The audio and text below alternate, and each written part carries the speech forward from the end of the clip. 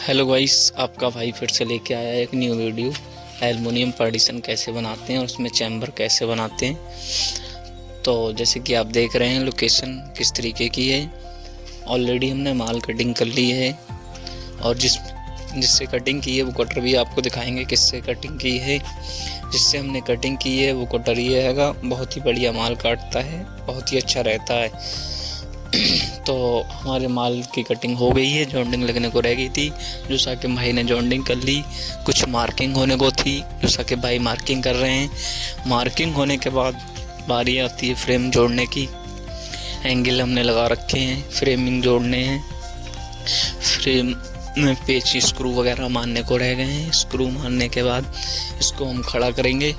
कुछ पेच जो रह जाएंगे वो हम खड़ा करने के बाद मार लेंगे, क्योंकि नीचे बिछा के उसमें पेच लगाने पे प्रॉपर मिलान नहीं हो पाता है, जिससे कि दाव या प्रेशर नहीं लग पाता, जिससे गैप जो है प्रॉपर बारीकी से बाल नहीं मिल पाता है, जिससे खुल जाते हैं जॉइंट। इसलिए कुछ जॉइंट जो होते हैं हम खड़े करके उस पर प्रेशर लगा के पेच मारते हैं, जिससे कि जॉइंट खुले नहीं, लीक नहीं दिखे।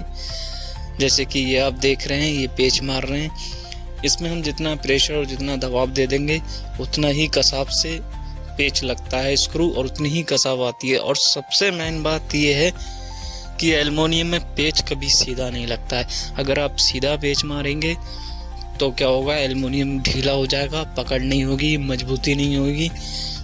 अगर आप भी सीधा पेच मारते हैं तो कहीं ना कहीं आपको ये गलतियां आती होंगी और रिपेयरिंग की या वैसे काम में शिकायत होती होगी।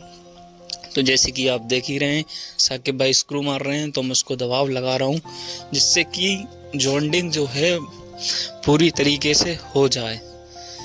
और पेच को जितना तिरछा मारोगे, अगर थोड़ा बहुत गैप उसमें होगा भी तो स्क्रू खींच लेगा। तुम्हारा प्रेशर इतना नहीं लग पा रहा है तो पेच तिरछे मारने से स्क्रू खींच लेता है। तो फाइनली हमारी साइड के जो जितनी पार्टीशन है वो बन चुका है।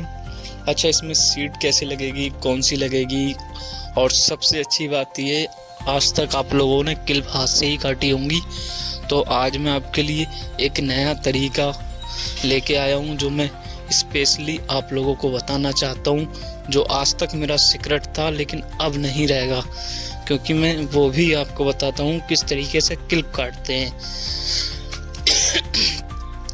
तो आप देख ही सकते हैं, पार्टीशन मेरा कंप्लीट हो गया। साकिब भाई क्लिपों पे मार्किंग कर रहे हैं। अब किस तरीके से कटिंग होगी, और कटिंग किसी से नहीं ग्राइंडर से होगी। ये मैंने उसका फर्मा बनाया है। जैसे कि आप देख ही रहे हैं, पीछे की साइड से पेच लगाए हैं। ये लीक है जो वो 4 सूत की लीक रखी जाएगी। 1.25 इंची की हमारी बिटिंग होती है, जिससे कि बिटिंग उसमें डालें प्रॉपर फंस भी जाए और ढीली भी रहे, टाइट भी ना हो, ताकि निकालने में और डालने में दिक्कत ना हो। फर्मा बना के कटिंग करने से क्या होगा, अगर आप वैसी ग्राइंडर चलाते हैं, वैसी कटिंग करते हैं, तो उससे कहीं ना कहीं चोट लगने का, हाथ कटने का, पैर कटने का डर रहता है, चांस रहते हैं। अगर आप इस तरीके से, जैसे मैंने फर्मा बनाया, इस तरीके से फर्मा बना के अगर आप कटिंग करते हैं तो किसी भी प्रकार की कोई समस्या नहीं होगी और ना ही क्लिप आपकी भागेगी। बढ़िया अच्छी तरीके से कटिंग भी हो जाती है और प्रॉपर मिल भी जाती है। कटिंग आपके सामने हो ही रही है। अब कटिंग होने के बाद जब हम वहाँ पे लगाएंगे कितनी फिनिशिंग के साथ और प्रॉपर मिल रही है, हम वो भी दिखाते हैं। पार्टीशन में सबसे ज़्यादा काम मुझे लगता है मेहनत का यही है, क्लिप काटने का। जो क्लिप काटने का नंबर आता है तो सब बचते हैं। तो आप देख ही सकते हैं, क्लिप हमारी सारी कट गई हैं, सब में लग भी गई हैं और कितनी प्रॉपर मिल हुई है।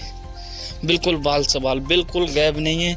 और इसमें हमने फाइल भी नहीं मारी है, बिना फाइल के ही सिर्फ ओनली ग्राइंडर से ही रेती का इस्तेमाल भी नहीं किया है, फिर भी हमारी फिनिशिंग बहुत ही ज़्यादा बढ़िया आई है।